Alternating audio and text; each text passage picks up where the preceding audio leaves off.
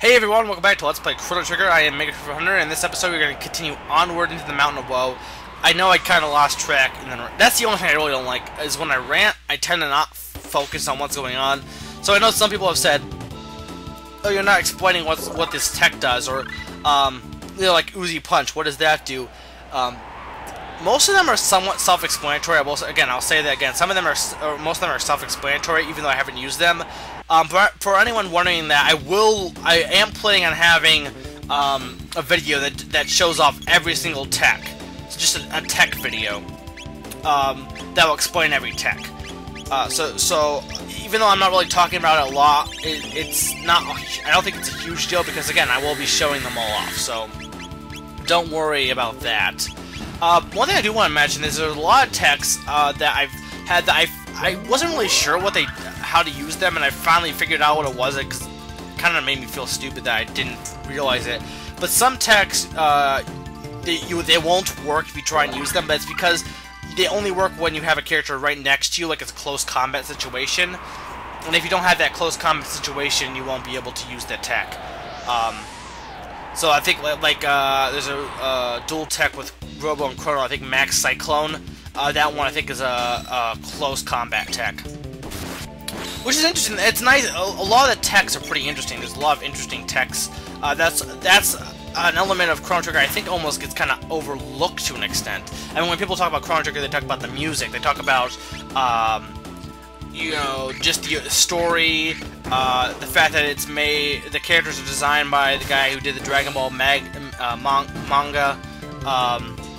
you know, the just overall gameplay, or overall, you know, game in general, but they don't really mention the text as much whenever I hear people talking about the game. Not that that's exactly a bad thing, but yeah, the tech system is kind of unique. I mean, the special techs have been done, but there's you know, I don't see that many games where you have like triple track text where all the characters together use an attack. Then again, I could be wrong because I haven't played that many RPGs. I should play more of them. I've played a few though. I've played quite more than I used to. So we're almost at the top of the Mountain of Woe, which is connected with all these chains. We got the time hat. Time hat prevents stop and slow. Stopping, you can't move, and slow, I think, just makes you slower, or is it less accurate? I should also do like a status ailment video too, though it'd be kind of hard to get some of the status ailments. And there's a magic tab we can grab. Let's get prepared to this fight. I'm going to have Robo and Isla for this fight, because you can charm something from this guy, and Robo's just awesome as in general. I like it. And look, he almost has 999, though that's with the golden earring. So it's not like he's that strong yet, but you can get up to 999. You can actually max out all your characters to the point that they're just like way overpowered.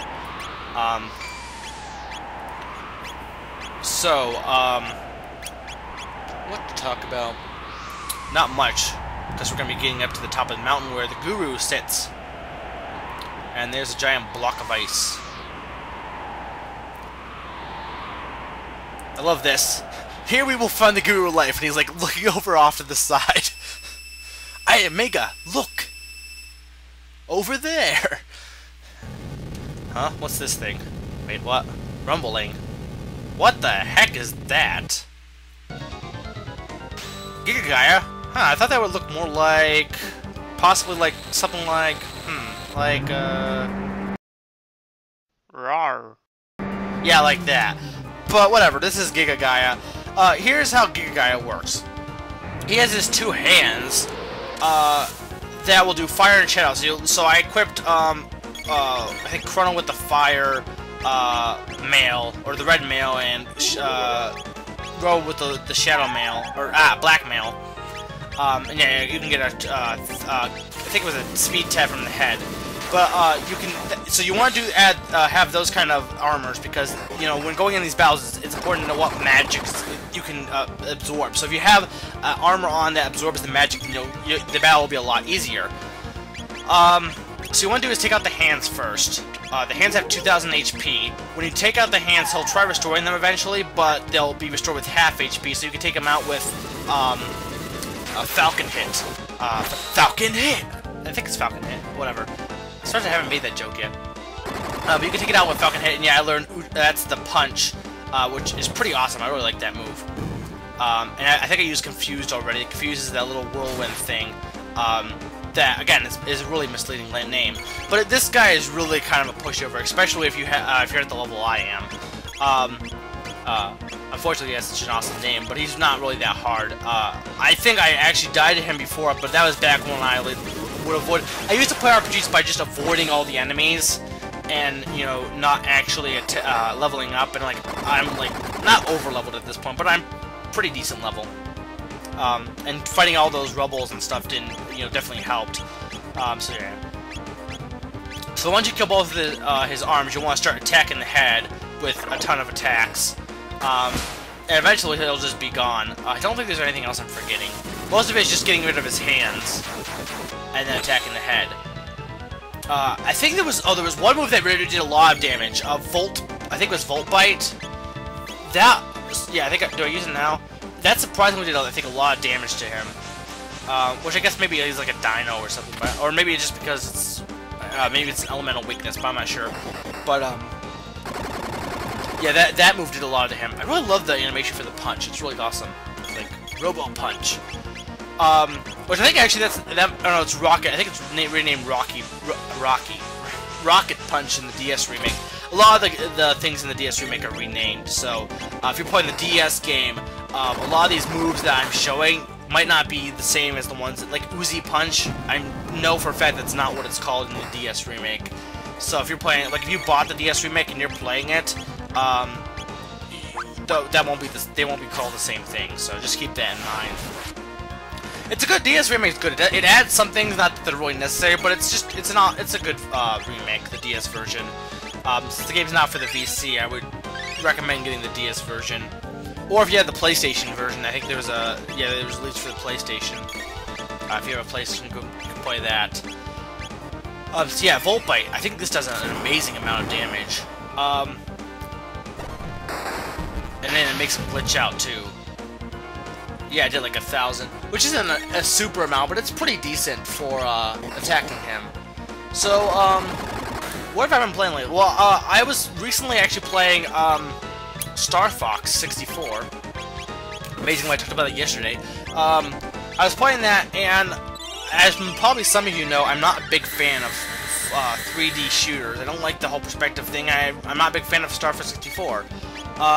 I played it though the other night, and it was really enjoyable. And yeah, it was really enjoyable. The one thing I don't like though is I still don't like all range mode, because I have a hard time aiming and figuring out where to go, and it's not really done all that well. Then again, it was one of the first you know, flying shooters for the N64 in 3D, so it's not a surprise that it's kind of hard to control. But overall, I enjoyed the Rails mode. I enjoyed that, and it was pretty fun. I do like, if I want to play 3D shooter, I kind of prefer it on Rails. I don't really like the free range thing. It kind of messes me up. And we learn our second dual technique, Twister, with Robo, Chrono, and Isla. I kind of like the background here. There's some really nice sprite backgrounds done. The sprites have really nice detail in this game. There's some really nice, you know, I mean, for sprites, it's pretty nice, you know, scenery, I guess, or artwork. And there's Melchior. Mr. Melchior? Indeed, I am Melchior. Have we met before? I love how he, like, acts surprised, but it's like, didn't Charlotte tell you were going to see Melchior? But anyway, yeah, the Queen has gone crazy. She is, and if the mana machine absorbs more energy from Lavos, it was going to, it's been causing her to go insane because she's been absorbing energy from Lavos. And because the seal has been broken, the mountain is going to collapse. So we must run back as soon as we can so that we don't die. So if you wanted to fight any more enemies on the Mountain of Woe, you better have done so before defeating the Giga Gaia, because at this point the Mountain of Woe will cease to exist, as you will see here.